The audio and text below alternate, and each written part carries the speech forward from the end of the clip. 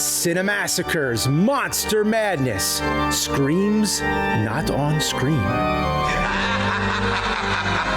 Here's a topic I've been wanting to talk about for a long time: horror conventions.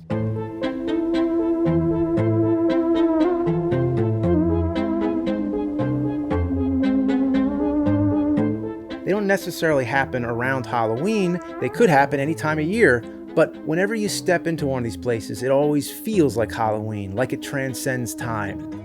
They're not always strictly horror and monsters. They could be just pop culture, sci-fi, any of that good stuff. Conventions are a good place to buy posters, magazines, action figures, shirts, VHS tapes, DVDs. You're bound to see people walking around in outrageous costumes. You can meet some of the actors from the movies you love, either get a photo, an autograph, or listen to them speak at a Q&A panel. You can watch one of your favorite cult movies in a darkened room with an audience that shares your passion. And in short, conventions are just a place to remind you that you're not alone with what you enjoy. This is almost like a place of worship to mingle and celebrate all the things you love. I've been going to conventions for over 20 years now, and it's such a vast treasure trove of memories that there's no way I'm going to tackle this all in one video. But it will be one video for now. So my thoughts are becoming very scatterbrained, like there's this whole solar system of ideas orbiting around my brain. We could chart a course for these memories or these ones. It's like, which way do we go? So let's keep it simple. Maybe some other time I'll talk about Comic-Con, E3, and all the video game convention memories, and also talk about my interactions with fans and all the great stuff like that. But for this occasion, I'm just going to focus on some of the horror cons that I've had the pleasure of attending. When I was a kid, I never really heard of any horror conventions, and I'm sure that not as many existed back then. Living on the East Coast, the first one that got on my radar was Chiller Theater. It was named after the 60s Chiller Theater TV marathons, which aired on WPIX Channel 11 out of New York. This introduced kids in the 60s to the older classic horror films, just as Monster Vision did for me in the 90s. I wasn't aware of the broadcast or the convention until the 2000s. So the idea that there existed a whole hotel full of monster fans and actors from monster movies totally blew my mind. I was actually intimidated to show up to something like this, and it was near New York on the Jersey side. So just to give a little geography here, I grew up in South Jersey, closer to Philadelphia, and I hated to drive, so this was a little bit of a trek for me. So my dad came with me for my first trip to Chiller. This was in 2003, my first horror con ever. This was the first time I ever met Tom Savini. I was very starstruck. I couldn't believe I was standing next to one of my favorite makeup artists and actors, Blades from Dawn of the Dead. Holy shit. And in that same room, I met the creature from the Black Lagoon, Ben Chapman, and Julie Adams, who signed my poster. That was something I never thought would have ever been possible. I mean, to actually meet someone from the Universal Monster films. I mean, that was just crazy to me. And in later years at Monster Mania, I would see Ben Chapman at a Q&A with Rico Browning, who played the creature in the underwater scenes. And I also got to interview Rico Browning at Blobfest. In 2005, I met George Romero, and this was the guy known for making dark, morbid films with lots of gore, but he was one of the most cheery and friendliest people I've ever met, and I always remembered that. I thought to myself, if I'm ever in that position where I'm signing autographs, I want to be friendly just like that. And what do you know, AVGN happened, and I became a guest at conventions, and I actually even signed at Chiller in October of 2013. It was super heartwarming, very nice as always, and the only downside was that I didn't get to see much of the convention that year. In 2014, I met 3 of the Godzilla suit actors, including the original Hiroi Nakajima. Talk about monster royalty. I don't think it gets much bigger than that. It also occurs to me that many of the people I've mentioned since have passed away, so it's always nice to know that while they were around, they were able to get that appreciation from fans. And you never know when it's going to be the last chance to see your celebrities like that. So at Chiller, they've had sons and daughters of classic horror stars, such as Sarah Karloff, Bela Lugosi Jr., Victoria Price. Horror host Zachary, who hosted the original Chiller broadcast, was a regular there until his final days. Chiller always has a huge guest list, and many outside the realms of horror and very random. So it encompasses like all different types of celebrities. Even if I don't make it, I always check in and have fun scrolling through that massive list. Like right now, let's see, they have next one has Randy Quaid. That's interesting. Huey Lewis, and holy shit, they have Reginald VelJohnson. Man, I'm not around that weekend. Damn. They also had many musical guests. It was always common to see the Misfits in the autograph room. I wish I was able to go, but the year I had my signing, the 5, 6, 7, 8s performed, who you may know from Kill Bill Volume 1.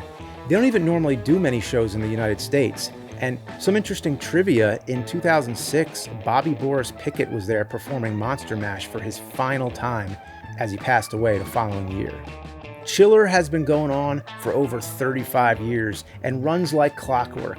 It's always twice a year, April and Halloween weekend, which makes it more difficult for me personally. But if you're in the area, I say check it out. It can become a blur, but in the same location as Chiller, I once attended the Fangoria convention. Yes, Fangoria, the awesome horror magazine. It was pretty much like a Chiller convention, same place, same vendors. This is where I met Sid Haig, but other than that, I don't have many personal stories from this one. So just a shout out, Fangoria travels all around, so hoping you have a good chance to see it somewhere in some form. But now, get ready, because the one I've attended more than any other horror con is Monster Mania in Cherry Hill, New Jersey. I have an overwhelming amount of memories from this place, and I'm not going to be able to get to all of them. So anyway, I attended the very first one in September 2003. This was back when it was in a small hotel, and since then I've seen it outgrow. They have multiple conventions per year in Maryland, in Oaks, PA, all over. But I always used to go to that New Jersey one religiously. It was my second horror con after Chiller, which is where I first heard about it. I remember buying a weekend pass and my badge didn't arrive and must have gotten lost in the mail or something. So I called them up, and the person I got on the phone was really nice. They solved the problem, whatever, but the thing that I remember is he asked me, "So where'd you hear about us?" And I said, "Chiller." And he was like, "Oh, Chiller's awesome." And then he kept me on the line just talking horror movies and stuff. So it was cool to have that kind of personal interaction. So I could tell right away these were people who cared. So that Friday, I remember walking in and being overwhelmed by all the stuff in the vendor room. There was a fan making these authentic looking Jason masks. So I bought one and then took it over to Kane Hodder and Betsy Palmer. I remember them both being super friendly. I had them sign the inside of the mask so that I could still use it in a film or something. And I did use it in the AVGN Friday the 13th episode. So now you know where it came from. Mike, who wore the mask in that episode, came with me that Saturday to see Joe Bob Briggs host a Q&A with Ben Chapman and Julie Adams. That was my first time seeing Joe Bob in real life, so it was a nostalgia overload. The first time I ever met Lloyd Kaufman was right there in Monster Mania 2009. I never knew that someday I'd be making videos with the guy, but right off the bat, he was very friendly, very talkative, almost felt like I couldn't leave. Over the years, I've gotten photos with Wes Craven, John Landis, White Zombie, amongst many others. But when I think of Monster Mania, I think of all the entertaining Q&A panels I've sat in on. Sometimes as a fan, all you really want is to see the person on stage just being themselves. I've seen Christopher Lloyd. I even asked him a question about what it was like filming Roger Rabbit, specifically what it was like interacting with animated characters. And he gave a detailed explanation of how he had to film with a dummy and said it was very difficult. I remember seeing Robert Englund a few times, and anytime he went into his Freddy voice, the crowd went wild. Over the years there, I saw Roger Corman, Carrie Fisher, Danny Glover, Brad Dourif, Alice Cooper. I got to see Hiroi Nakajima speak, which as a Godzilla fan was a once-in-a-lifetime experience. Many times they would have these cool ensembles, like having all the guys who played Michael Myers on the same stage, or all the guys from Dawn of the Dead and Day of the Dead. Oh, and a little story about Joe Pilato, who played the ruthless Captain Rhodes. After the Q&A ended, he came up to the front row where I was sitting and he shook my hand and said, "Thank you for coming out, for you and all the fans. This is what makes it all worth it to me." It was surreal. Like, what an extremely nice guy.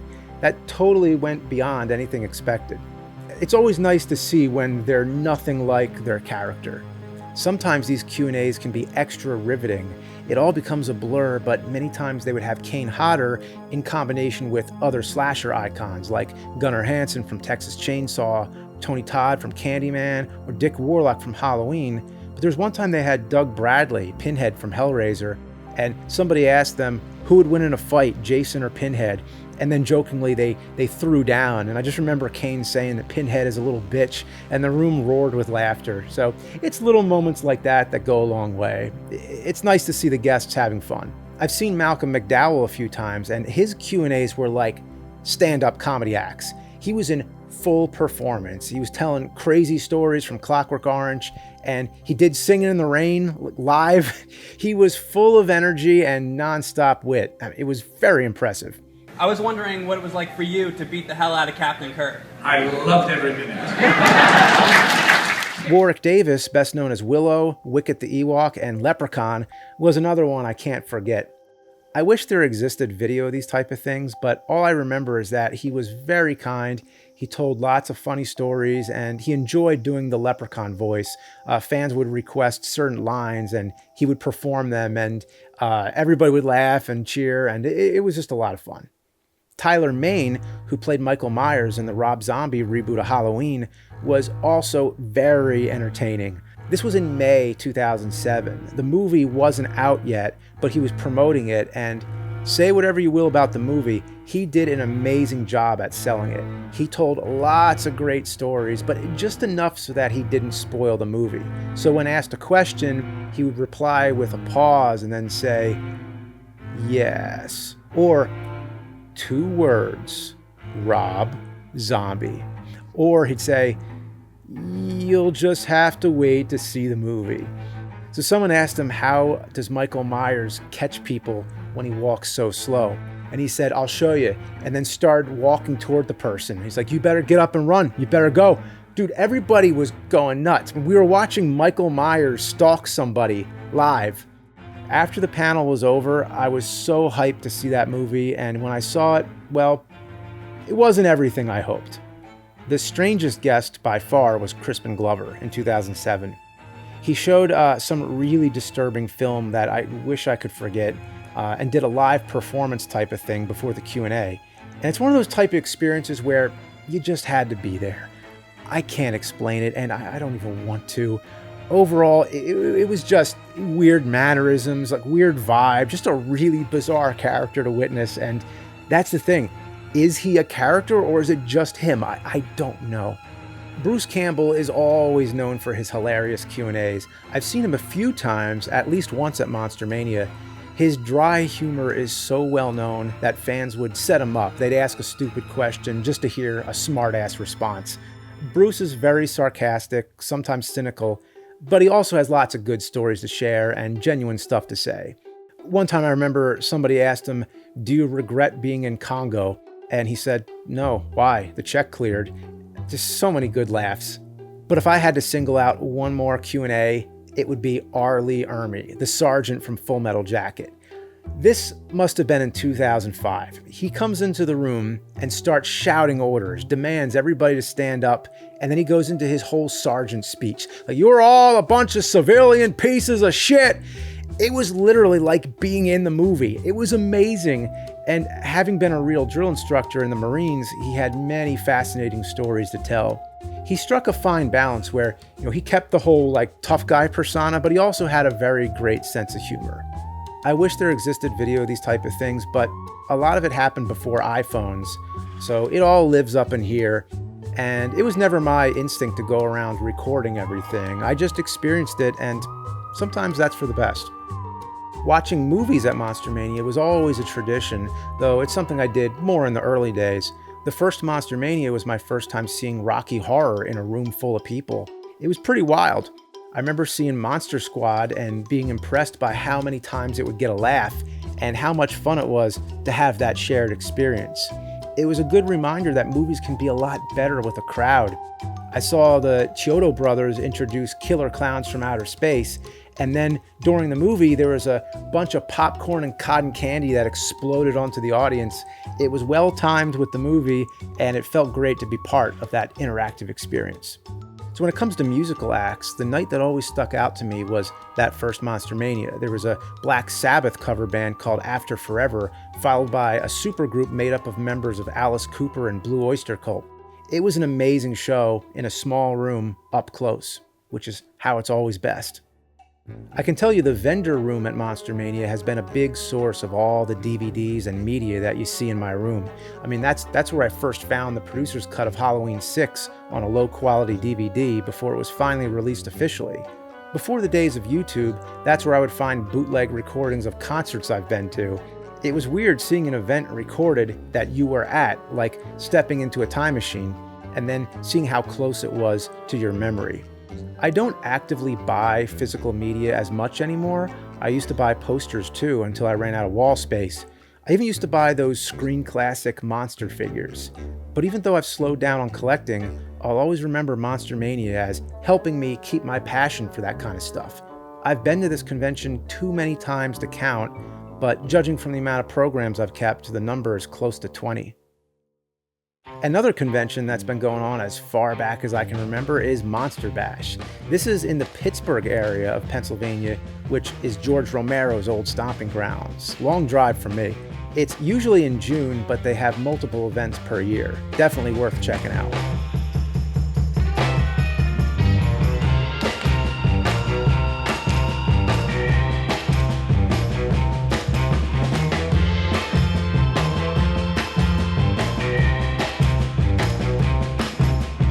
I went there only once in 2010 and have been trying to come back ever since. That one weekend was filled with so many memories, many of which are captured on video. I filmed an interview with George the Animal Steele and he strangled me. It was the first time I felt the grip of a professional wrestler. I also had a pretty substantial talk with Tom Savini, Bird Eye Gordon, and many of the people from Night of the Living Dead. I was with my friends Mike, Matt, and Steph, and together that same weekend we visited the cemetery from Night of the Living Dead, the mall from Dawn of the Dead, and filmed a series of monster trivia questions from a book that we bought at the convention. It must have been the most Cinemassacre content ever filmed in a single weekend. I love Monster Bash because it leans towards the classics. You get the sense that it's run by true fans and they build up a nice community of monster lovers. It's also very kid-friendly, so it's not all, gory adult stuff. It's very accessible. So big shout out to Monster Bash. I hope to be back some year. I want to mention Blobfest. This is another one that I've already documented in a video which was completed in 2010 but filmed over a couple years. Blobfest takes place at the Colonial Theater in Phoenixville, Pennsylvania, where The Blob was filmed. The convention takes over the whole street. It's like a nice outdoor fair. There's all kinds of vendors outside, and by tradition they reenact the scene where everyone runs out of the theater, so it feels just like being in the movie. For many years, Wes Shank, rest in peace, was the caretaker of the Blob. He was the original fan and would bring the actual Blob to the event. But another fun interactive thing was just watching the movie in the actual theater. There's certain parts where the audience would call out things, kind of like Rocky Horror a little bit. What is these guys in his hand? Well, I don't know, Doc. It was kind of like a blob with a big blister. So they also have a really nice community that is built around this one movie, and that's really cool. So check out my full video from 2010, Blobtown. So trying to wrap this up, the most recent MonsterCon that I went to was G-Fest. It's a Godzilla convention in Chicago. I've heard about this one ever since the 90s, and now finally in its 30th year, I made it a priority.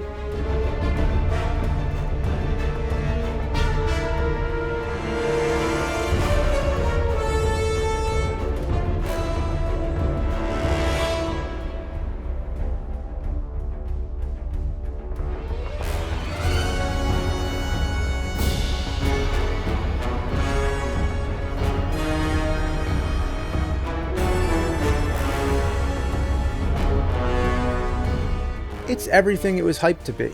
It's basically a mecca for Godzilla fans, and you know what kind of mecca. There's Godzilla arcade games, the vendor room's full of all kinds of kaiju merch, and you know I had to buy that giant claw shirt. The costumes are off the hook.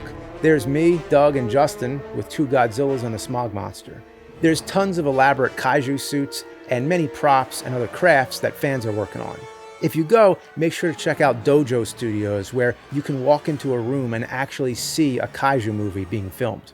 So in a nutshell, it's Godzilla heaven. What more could you ask for? Conventions are a big part of who I am. It's proof that many people like the same stuff. And with horror and monsters year-round, it feels like a build-up to Halloween.